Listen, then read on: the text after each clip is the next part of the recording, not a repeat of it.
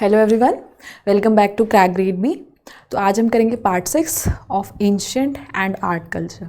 अभी तक जितने भी मैंने एंशिएंट हिस्ट्री में आपको चीज़ें कराई हैं उसमें कुछ चीज़ें आर्ट एंड कल्चर की भी थी, ठीक है। तो मैं दोनों चीज़ें मिक्स ही करा रही हूँ आपको, ओके। सो यहाँ पे आज हम बात करेंगे हिंदुस्तानी और कार्नेटिक म्यूज़िक की। तो हिंदुस्तानी कार्नेटिक म्यूज़िक तो ये आर्ट एंड कल्चर का पार्ट है, ओके। तो डिफरेंस देखेंगे क्या है दोनों में।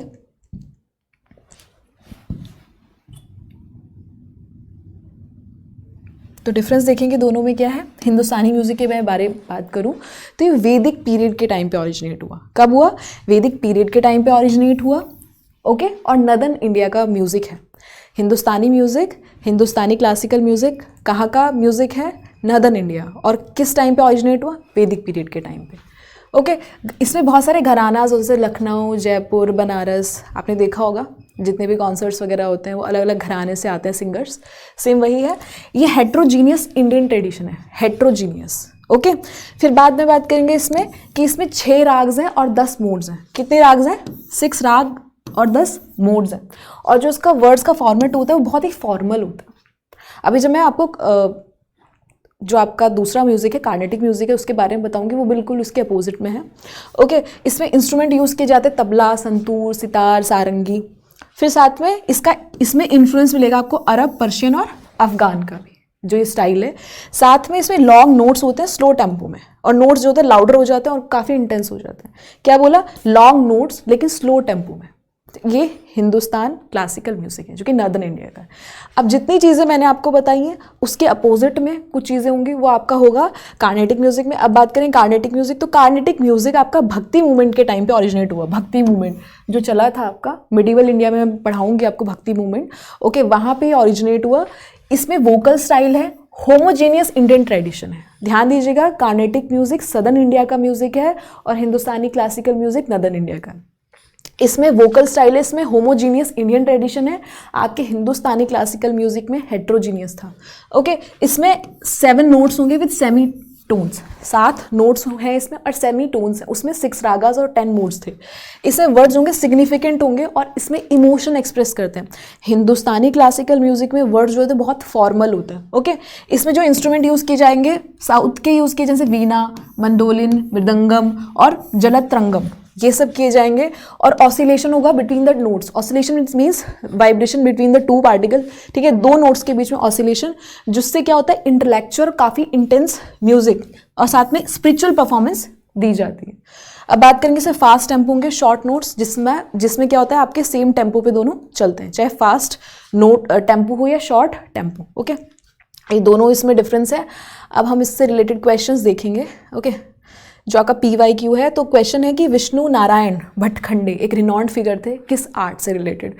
तो ये आपके हैं हिंदुस्तानी क्लासिकल म्यूजिक से रिलेटेड। किससे रिलेटेड है? हिंदुस्तानी क्लासिकल म्यूजिक से रिलेटेड। तो अभी देख लेते हैं विष्णु नारायण भटखंडे के बारे में। तो ये आपके इंडियन म्यूजिकोलॉजिस्ट रहे हैं, ओके। फिर दूसरा, इन्होंने famous Madhav music school Gwalior Madhya Pradesh में स्टार्ट किया था।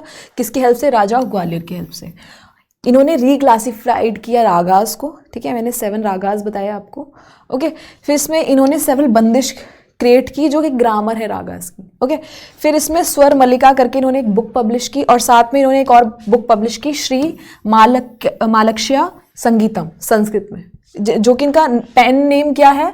विष्णु नारायण भटखंडे का चतुर पंडित, ठीक है। इन्होंने 2 बुक लिखी है, स्वर मल्लिका और साथ में श्री मालक्ष्य संगीतम।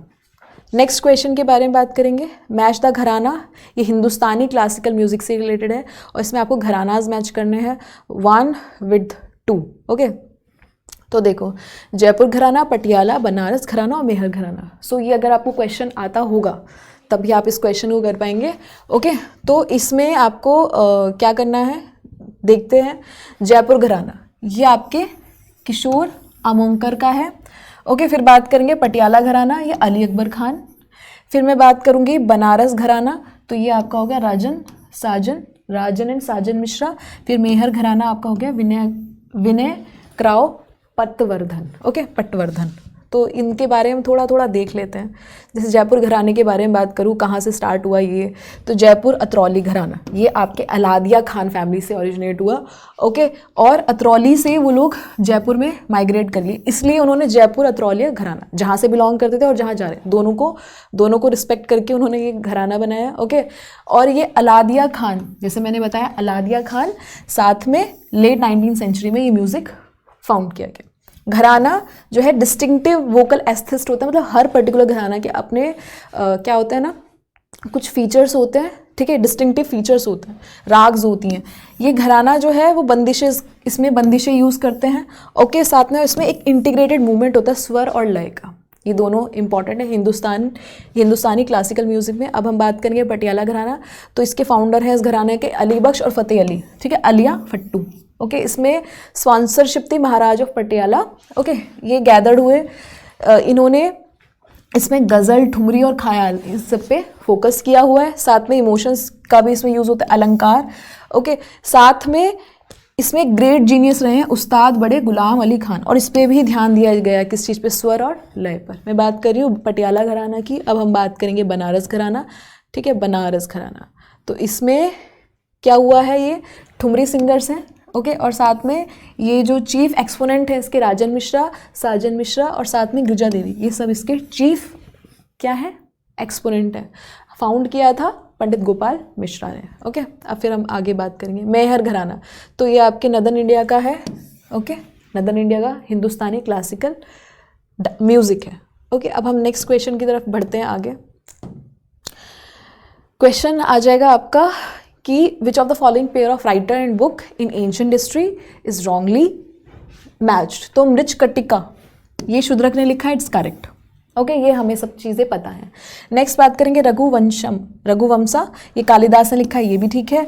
बुद्ध चरित्र अश्वघोष ने लिखा है, ये भी करेक्ट है। लेकिन कादम्बरी, मैंने इससे पहले भी लेक्चर में बताया था, कादम्बरी इज रिटन बाय बन भट्ट। हर्षवर्धन ने नहीं लिखी, हर्षवर्धन ने प्रियदर्शिका, नगनंदा और रत्नावली, ये 3 संस्कृत ड्रामा लिखे थे, लेकिन इनके कोर्ट पोएट थे बन भट्ट, उन्होंने लिखा है कादम्बरी। ठीक है, तो अभी इसके बारे में हम देखेंगे कादम्बरी के बारे में। तो बन भट्ट ने लिखा है ये, हर्षचरित्र भी लिखा था बन भट्ट ने, और बहुत तारीफ की है हर्षवर्धन की। ओके, जो आपकी पुष्यभूति डायनेस्टी थी, अभी हमने लास्ट लेक्चर में कंप्लीट किया था पुष्यभूति डायनेस्टी। और हर्षवर्धन के 3 प्लेज हैं आपके, रत्नावली, प्रियदर्शिका और नागनंद। फिर मैं बात करूँ मृच्छकटिका की, तो उज्जैन के टाइम पे उज्जैन के एरिया में, एंशिएंट सिटी ऑफ उज्जैन के टाइम पे ये ड्रामा, ठीक है, लिखा गया था। उस टाइम के जो टाइम है, मतलब मैं बात करूँ 5th सेंचुरी BC के अराउंड पे जो चीज़ें चल रही थी, उसके लिए ड्रामा लिखा हुआ है। इसमें मृच्छकटिका लिखा हुआ है। ये बात की जा रही है इसमें चारुदत्त की और एक ब्राह्मण, उन दोनों की लव स्टोरी के बारे में बात की जा रही। चारुदत्त जो थी वो एक रिच कॉर्टिजन थी या नगर वधू थी, और जो आपके ब्राह्मण थे, ठीक है, उनके उसमें क्या कहते हैं, major plot is around Charudatta, अब नॉबल बट डेस्टिट्यूट, चारुदत्त एक यंग ब्राह्मण थे और उनकी लव स्टोरी दिखा रखी है एक नगर वधू के साथ, उनका नेम मेंशन नहीं है इसमें। मृच्छकटिका एक संस्कृत ड्रामा है जो कि शूद्रक ने लिखी है, और भी चीज़ें लिखी है शूद्रक ने, इसे आपका विन वस्वदत्त, साथ में भन, साथ में पद्म भृतिका, ये सब ड्रामास लिखे हुए हैं। मैं बात करूँ रघुवंशा, तो रघुवंशा कालिदास ने लिखी है। तो पहले कालिदास बहुत ही नेव पर्सन थे, फिर इनकी एक मैरिज हुई थी प्रिंसेस के साथ, फिर उसके बाद ये बहुत बड़े, क्योंकि कुछ इनकी लाइफ में ऐसे मोमेंट्स आए, ट्रैजिक मोमेंट्स आए कि जिससे बहुत शैटर्ड हो गए। फिर इन्होंने बहुत ज़्यादा मतलब स्पिरिचुअल हो गए। स्पिरिचुअल होने के बाद जब इनको इनलाइटमेंट मिला, ये काली माता के बहुत बड़े भक्त थे, उसके बाद जब इन्हें इनलाइटमेंट मिला, उसके बाद इन्होंने महाकाव्यास लिखना शुरू किया। ओके, तो ये रघुवंशा संस्कृत महाकाव्य ये कालिदास ने लिखा है, 10th सेंचुरी के अराउंड लिखा था। ठीक है, इसमें क्या है, ये वल्लभ देव एक कश्मीरी स्कॉलर थे जिन्होंने फर्स्ट एक्सटेंट लिखा था, और संजीवनी ये आपने मलिनाथ ने लिखा था। ये भी कुछ इस पे कमेंट्री की गई है रघुवंशा पर। ठीक है, अब मैं बात करूँगी बुद्ध चरित्र। तो बुद्ध चरित्र अश्वघोष ने लिखा है, एक राइटर थे, बुद्धिस्ट फिलोसफर थे जिन्होंने बुद्ध चरित्र लिखा है। ओके, संस्कृत लैंग्वेज में लिखा है गौतम बुद्धा के ऊपर, और ग्रेट इसमें गौतम बुद्धा की लाइफ के बारे में लिखा हुआ है, सब कुछ रिवील करता है जो कि उनके पास्ट एक्सपीरियंस थे। सौंदरनंद एक और अश्वघोष का सिग्निफिकेंट वर्क है।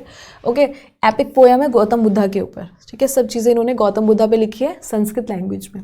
तो ये महायान बुद्धिज़्म की तरफ चीज़ें जाती हैं क्योंकि महायान बुद्धिज़्म में संस्कृत का यूज़ होता है। अगर हिनायन बुद्धिज़्म की मैं बात करूँ तो वहाँ पे लोकल लैंग्वेज पाली, जो कि एक्चुअल में गौतम बुद्धा यूज़ करते थे। Okay, so match list with list 2, ये किला कोट, कोभर, थियाबड़िया, मोरकुटी। तो ये सब चीज़ें आपको बताना है कौन सी पेंटिंग से बिलोंग करते हैं। ओके, तो किला कोट की बात करूँ, सांझी। ओके, सबसे पहले हम देख लेते हैं, फिर हम खुद से इसका आंसर देंगे। तो देखो सांझी आर्ट, ये आपके मथुरा से ओरिजिनेट हुई है, ठीक है। कृष्ण जन्मभूमि में ये आर्ट बनी है। ओके, पितृपक्ष मतलब जब फोर्टनाइट होती है सिस्टर्स की, तब क्या होता है कि यंगल्स जो होती है राजस्थान में, वो जो काउडंग होता है उससे पैरेललोग्राम के एक वेरियस मोटिव बनाती हैं, 4 गेटवेज बनाती है घर के बाहर, और वो डेली बनाती है और नेक्स्ट डे उसको हटा देती हैं। तब तक चलता है जब तक पितृपक्ष खत्म नहीं हो जाता। उसके बाद एक फुल ब्लोन पेंटिंग बनाई जाती है जिसको सांझी कहते हैं, किला कोट, ठीक है। तो आपको पता होना चाहिए Sanjhi is related to Qila Kot. अब मैं बात करूँ मधुबनी पेंटिंग, तो मधुबनी मिथिला से रिलेटेड है, बिहार, ठीक है। पेंटिंग है, जीआई टैग मिला हुआ है इसको। इसमें ये सीता माता की जन्मभूमि है, ठीक है। एंशिएंट विदेहा यही है, सीता माता की जन्मभूमि है। और इसमें क्या होता है कि ट्विग्स यूज़ करते हैं, ट्विग्स हो गया मैच स्टिक या फिंगर्स, ठीक है। ब्रशेज यूज़ नहीं करते इस पेंटिंग को बनाने के लिए। फिर मैं बात करूँ theme style of Madhubani painting, तो तांत्रिक, कोहबर, भरनी, गोदना। तो तांत्रिक ये पेंटिंग जो है हिंदू लेजेंडरी कैरेक्टर्स को शो करती है। साथ में कोहबर की बात करूँ, ये हिंदू वेडिंग फेस्टिवल्स के बारे में एसोसिएटेड है। ओके, और ये जब शादी होती है तो ब्राइड और ग्रूम के जो घरों की दीवार है उस पर ये पेंटिंग बनाई जाती है। भारनी की मैं बात करूँ, ये ब्राइट कलर यूज़ करते हैं, हिंदू डिटीज़ के लिए यूज़ की जाती है, इंडियन माइथोलॉजी को डिस्क्राइब करती है। गोदना की मैं बात करूँ, सिंपलेस्ट मेथड है पेंटिंग का, ठीक है। इसमें बैम्बू पेन और काजल यूज़ करते हैं डिज़ाइन, और नेचुरल जैसे एनिमल, बर्ड वगैरह यूज़ करते हैं इसमें, मतलब वो इसमें ड्रॉ किए जाते हैं। कचनी एक ट्रेडिशनल पेंटिंग स्टाइल है कायस्थ ग्रुप का, ठीक है। अब मैं बात करूँगी पटचरित्र, तो ये पिक्चर है painted on a piece of cloth. तो ये श्री जगन्नाथ, मैं बात करूँ श्री जगन्नाथ जो कि गॉड है, उनके ऊपर है, और जितने भी टेम्पल ट्रेडिशन होते हैं पूरी में वहाँ से ओरिजिनेट हुई है, और ये क्लोथ पे बनाई जाती है। उनसे रिलेटेड मतलब स्थिया बढ़िया, 10 बतारा पट्टी, पंचमुखी, ये सब इसके क्या है, सब टाइटल्स है, पटचरित्र के सब टाइप्स कह सकते हो आप। ओके, तो थिया बढ़िया में क्या होता है, इसमें Lord Jagannath temple of Jagannath के बारे में जो स्टोरीज़ हैं, कृष्ण के बारे में जो स्टोरीज़ हैं, मतलब कैसे जो लॉर्ड कृष्णा थे उनकी जो पावर थी बचपन में, वो सब इसमें पेंटिंग्स के थ्रू बताई जाती है। 10 भतारा पट्टी, ये जो 10 अवतार हैं किनके, लॉर्ड विष्णु के, गॉड विष्णु के, उनके उसमें है। पंचमुखी, ये लॉर्ड गणेश की जो 5 हेडेड डीटी है उसके बारे में कैसे मतलब चीज़ें हुई थी, जो भी स्टोरीज़ हैं वो इस पेंटिंग में बताई जाती है। डिसिप्लिन फॉर्म ऑफ आर्ट है जिसमें कुछ रूल्स रिस्ट्रिक्शन है। ओके, बात करेंगे पिछवी मतलब बैक, हैंगिंग। ओके, तो ये आपके राजस्थान के है, तो ये भी कृष्णा जी से रिलेटेड ही पेंटिंग, उन्हीं के बारे में इसमें बहुत चीज़ें पोर्ट्रे की जाती हैं, स्टोरीज। तो ये श्रीनाथ जी टेम्पल आपका नाथद्वारा राजस्थान में, तो वहाँ से ये ओरिजिनेट हुई। ओके, अब मैं बात करूँगी मोरकुटी पिछवी, ठीक है। ये श्रीनाथ जी आइडल है, ठीक है, जिसमें वो वर्षा ऋतु में मतलब बारिश में जो भी पोर्ट्रे किया हुआ है इनको। साथ में ये स्मॉल विलेज व्रज जो कि राधा का जो राधा जी हैं उनका बर्थ प्लेस है, वहाँ पे ये उन्हीं के उस पर उन्हीं के उस पर इनका नाम लिखा हुआ है, रखा हुआ है, ठीक है। तो ये मोरकुटी जो मैं बात कर रही हूँ। ओके, अब बात करेंगे नेक्स्ट क्वेश्चन की। इसमें है आपका कि सेंसस ऑफ इंडिया 2011 के अकॉर्डिंग 5 लैंग्वेज में क्लासीफाई किया है आपका।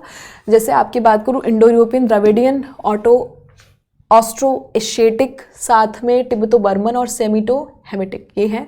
तो आपको मैच करना है कौन सी लैंग्वेज है, ठीक है, कौन सी लैंग्वेज है। तो ये आपका हो जाएगा ए, यानी कि आपका इंडो यूरोपियन, उत्तर प्रदेश, महाराष्ट्र, बिहार सबसे पहले। फिर द द्रविडियन हो गया आंध्र प्रदेश, तमिलनाडु, कर्नाटका, द्रविड़ वाला एरिया। ऑस्ट्रो एशियाटिक वाला मैं बात करूँ तो ये आपके झारखंड, उड़ीसा, मेघालय, और तिब्बतो बर्मन की बात करूँ तो आसम, मणिपुर, नागालैंड। तो ये आपके लैंग्वेज इन स्टेट्स में बोली जाती है। ओके, अब हम आगे बढ़ते हैं। तो ये एम्ब्रॉयडरी पे क्वेश्चन आया था, इसमें से आप लोग जानते होंगे, जैसे चिकनकारी एम्ब्रॉयडरी। चिकनकारी बहुत कुर्तियाँ फेमस है चिकनकारी की। ओके, तो अब पहले तो बहुत कॉस्टली आती थी, अब तो थोड़ा मतलब सस्ती भी आने लगी है। ठीक है, थोड़ा अब हम खरीद सकते हैं। ओके, अब प्राइस इको फ्रेंडली हो गए। चिकनकारी, ये बात करें हम लखनऊ की आर्ट है। ठीक है, कलमकारी की मैं बात करूँ, कलमकारी कहाँ की है? कलमकारी आपकी आंध्रा की है। ठीक है, कलमकारी आपकी आंध्रा की है। फिर मैं बात करूँ कंठ, ये बंगाल की है, और कसूटी कर्नाटका। चिकनकारी लखनऊ, कलमकारी आंध्र प्रदेश, कंठ बंगाल और कसूटी कर्नाटका। ये एम्ब्रॉयडरी के बारे में है। ओके, तो ये आपको याद रखना है, एम्ब्रॉयडरी से भी क्वेश्चन पूछे गए हैं। चंद्रकला साड़ी आपके कसूटी ऑफ नॉर्थ कर्नाटका, तो यहाँ पे चंद्रकला साड़ी बहुत फेमस है यहाँ की। ओके, कंठा एक एम्ब्रॉयडरी बंगाल की। ओके, इसमें क्विल्ट्स बनाने के लिए, कवरेल्ट बनाने के लिए यूज़ की जाता है। कलमकारी या व्रत पानी आंध्र प्रदेश से ली गई है, पेनवॉक है, और चिकनकारी ये लखनऊ में, मतलब इसमें हम फ्लावर्स, पेस्लेस वगैरह मतलब बनाते हैं, हम नहीं, जो बनाते हैं, जिनको ये आर्ट आती है। ओके, अब बात करेंगे मंजूषा आर्ट की। तो ये मंजूषा आर्ट के बारे में क्वेश्चन है कि is an art form of Angdesh present day of Bhagalpur. The main colour used in this art are from art form are pink, green, yellow only. तो ये दोनों ही करेक्ट है। ओके, दोनों ही करेक्ट है। और मंजूषा आर्ट ये आपके भागलपुर एरिया की है, और ये जो है मंजूषा आर्ट बनाई गई है, इसमें बैम्बू, जूट और पेपर का यूज़ किया जाता है। ओके, और भागलपुर की मैं बात करूँ, ये बॉक्सेस है, ये बिशरारी पूजा की जाती है फेस्टिवल, जो कि वहाँ पे बिशरारी पूजा की जाती है, जो स्नेक होते हैं उनके गॉड के लिए। ठीक है, उनके लिए फेस्टिवल होता है, भागलपुर में सेलिब्रेट किया जाता है। इम्पॉर्टेंस ये है कि इसमें आपके स्नेक पेंटिंग दिखाते हैं, उसमें सेंट्रल कैरेक्टर होता है Behula, tale of love and sacrifice. और ये जो मंजूषा आर्ट है, ये आपको कहाँ पे एंशंट हिस्ट्री है ना, अंग महाजनपद, यहाँ से भी रिलेट करती है। आपके 16 महाजनपद है, 16 महाजनपदास हैं, तो इससे ये रिलेट करती है। कौन सी मंजूषा आर्ट? ओके, अंग महाजनपदास के बारे में बात करूँगी तो ये ऐत्रेय ब्राह्मण, महाभारत पुराण में मेंशन है इसका। ओके, और अभी ये बात करते हैं बिहार, वेस्ट बंगाल वाला एरिया है, जहाँ पे गंगा और चंपा रिवर कन्वर्ज होती है। अब नेक्स्ट क्वेश्चन, इंटरेस्टिंग क्वेश्चन, तो इंस्क्रिप्शन बता दी है। तो सांची कॉपर प्लेट इंस्क्रिप्शन किससे रिलेटेड है? Sanchi copper plate inscription. Aihole inscription हम सबको पता है किससे रिलेटेड है, इलाहाबाद पिलर इंस्क्रिप्शन है। फिर बराहा कॉपर इंस्क्रिप्शन। देखो, एहोल इंस्क्रिप्शन मैंने बताया था पुलकेशिन 2। ओके, पुलकेशिन 2। फिर मैंने आपको बराहा कॉपर बताया था, ये बताया था मिहिर भोज। ओके, अब इलाहाबाद पिलर इंस्क्रिप्शन और सांची कॉपर प्लेट इंस्क्रिप्शन। तो Sanchi copper plate inscription related to Chandragupta 2। Okay, साथ में इलाहाबाद पिलर इंस्क्रिप्शन आपका समुद्र गुप्त से रिलेटेड है। ओके, तो ये है आपके प्लेट इंस्क्रिप्शन पूछ लेते हैं। तो इलाहाबाद पिलर इंस्क्रिप्शन, इसको प्रयाग प्रशस्ति भी कहते हैं। तो मैंने बताया था कि इसमें समुद्रगुप्त के बारे में इंस्क्रिप्शन है। और हरिसेन जो कि कोर्ट पोएट थे, उन्होंने लिखा है संस्कृत और ब्रह्मी स्क्रिप्ट में। तो एम्परर अकबर ने ये पिलर को मूव किया था ओरिजिनल लोकेशन से, और कहाँ लोकेट कर दिया था? इलाहाबाद में ले जाकर। ओके, तो ये चंपू काव्य स्टाइल में लिखा हुआ है। ओके, और इसमें समुद्रगुप्त की जितनी भी अचीवमेंट्स है सब लिखा हुआ है। हरिसेन उनको कविराज कहते हैं इसमें, समुद्रगुप्त को विक्रमांक भी टाइटल दिया हुआ है, विक्रमांक। एहोल इंस्क्रिप्शन की बात करूं मैं, एहोल प्रशस्ति, तो ये मेगुती जैन टेम्पल में है। तो मैंने बताया था जब पुलकेशिन 2 ने हर्षवर्धन को हराया था। ओके, तो फिर ये इसमें मेंशन है, किसमें? एहोल इंस्क्रिप्शन में। तो ये बादामी चालुक्य डायनेस्टी से बिलोंग करते थे, और संस्कृत में लिखी है, कन्नड़ स्क्रिप्ट और संस्कृत में लिखी हुई है ये। तो इसमें ये बताते हैं कैसे उन्होंने अपने दुश्मनों को हराया, किन्होंने? पुलकेशिन 2 ने, और स्पेशली लिखा है हर्षवर्धन के बारे में। ओके, और उन्होंने अपनी कैपिटल का रिलोकेशन भी बताया था कि उन्होंने एहोल से बादामी शिफ्ट कर ली थी कैपिटल। अब बात करेंगे सांची इंस्क्रिप्शन ऑफ चंद्रगुप्त 2। तो ये संस्कृत रिकॉर्ड है, ओके चंद्रगुप्त 2 के बारे में, ये रायसेन डिस्ट्रिक्ट मध्य प्रदेश में लोकेटेड है। ओके 1989 में इसको यूनेस्को का वर्ल्ड हेरिटेज साइट मिला था। ओके बराह कॉपर प्लेट इंस्क्रिप्शन मिहिर भोज से रिलेटेड, कन्नौज में है और बहुत बड़े डिवोटी थे विष्णु जी के। ओके और साथ में आदिवरा इनको टाइटल मिला था, मैंने सबसे पहले यही पढ़ाया था आपको। अब हम नेक्स्ट क्वेश्चन की तरफ जाएंगे। Question is which one of the following through light on the Lakulisha Pashupati sect.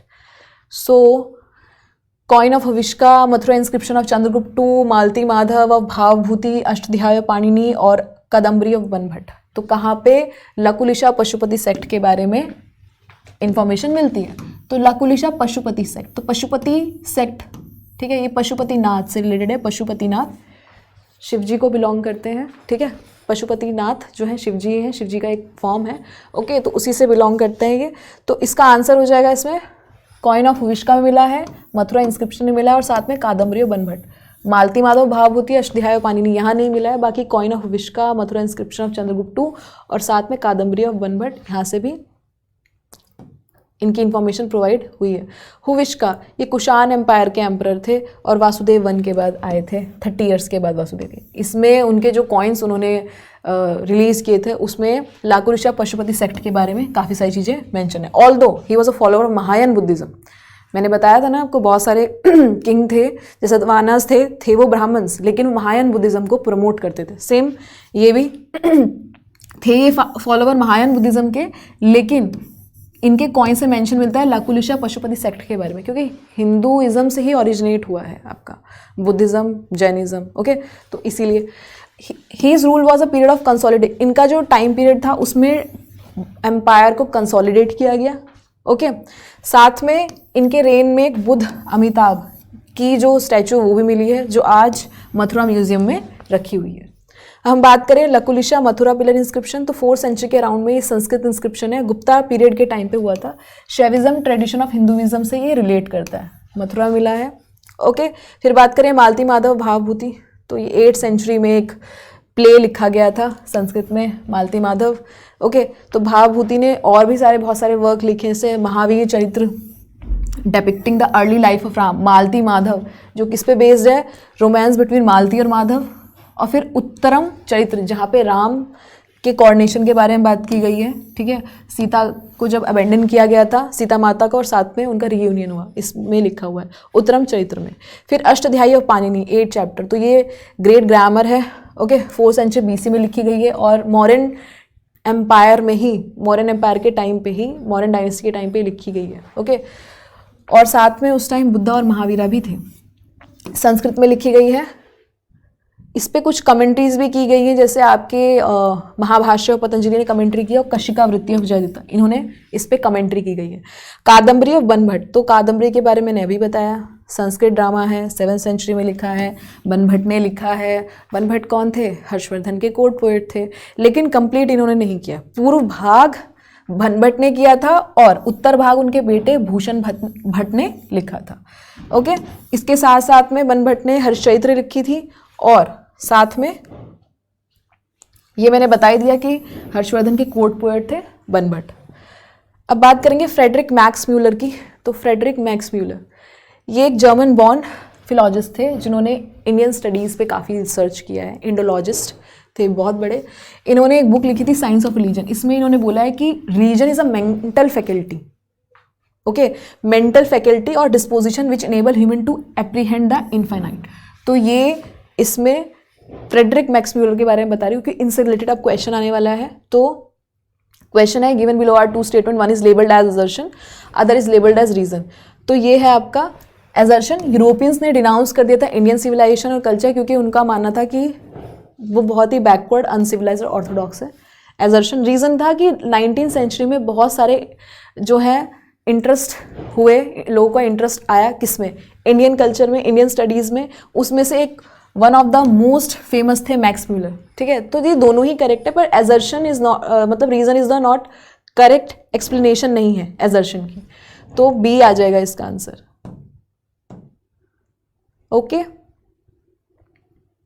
Assertion correct है, क्योंकि एजर्शन का जो रीज़न होना चाहिए था इसलिए था क्योंकि उसमें लैक ऑफ क्या था, lack of study on scientific line, इसलिए यूरोपियन से डिनाउंस कर दिया था। ओके, अब बात करेंगे हिस्ट्री ऑफ हरियाणा के बारे में। तो हिस्ट्री ऑफ हरियाणा, तो जितने भी लोग हैं हरियाणा के, ठीक है, आप लोगों को बहुत प्राउड फील करना चाहिए कि आप हरियाणा में बॉर्न हुए, क्योंकि यहीं पे लॉर्ड कृष्णा ने, गॉड कृष्णा ने भागवत गीता को प्रीच किया था जब कुरुक्षेत्र वॉर हो रही थी कौरव और पांडवास के बीच में, जो 18 दिन तक चली, जिसमें जो वॉर डिसाइड करती कि हस्तिनापुर की राजगद्दी पे कौन बैठेगा। बहुत सारी चीज़ें हुई हैं हरियाणा में। ओके, मैं बात करूँ भारत डायनेस्टी की, जिनके नाम पर भारत नाम पड़ा। अभी भी कितना आर्टिकल 1 में जो है आपका, ठीक है, इंडिया दैट इज़ भारत, क्योंकि भारत डायनेस्टी जो थी वो हरियाणा से ही बिलोंग करती थी, तो इन्हीं डायनेस्टी के नाम पे भारत पड़ा। ओके, इनके हरियाणा के अलग नाम भी है, बहुध्यानक और हरिअंक, ये भी नाम है, ठीक है, हरियाणा के, जो कि एंशिएंट टेक्स्ट में लिखे हुए हैं।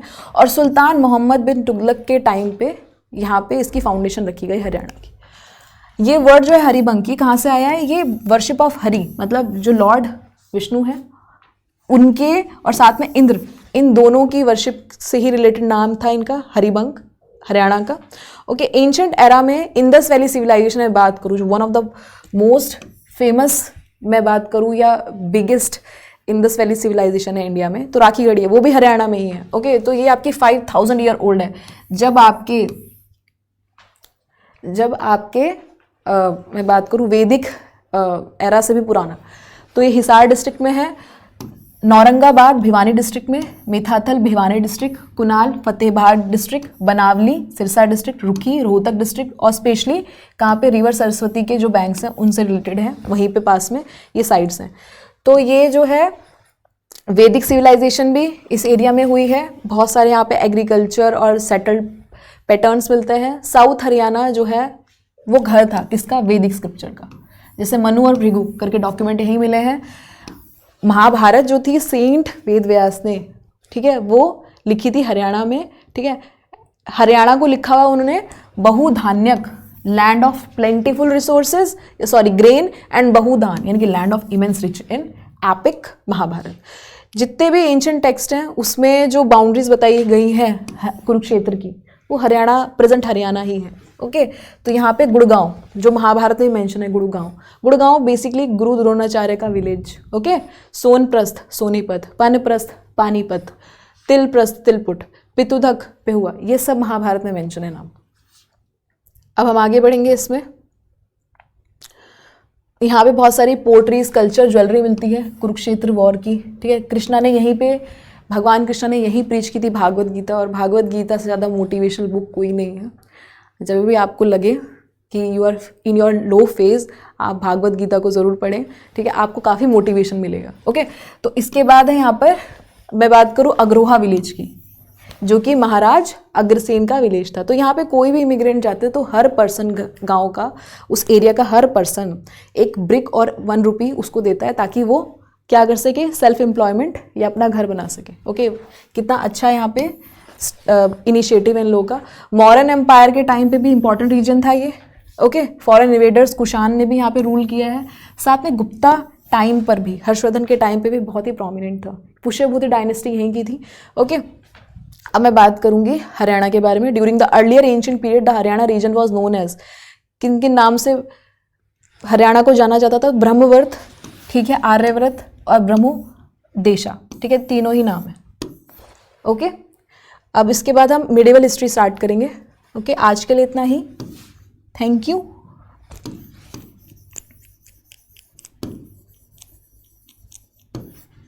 इसके बाद हम मिडिवल हिस्ट्री स्टार्ट करेंगे। ओके।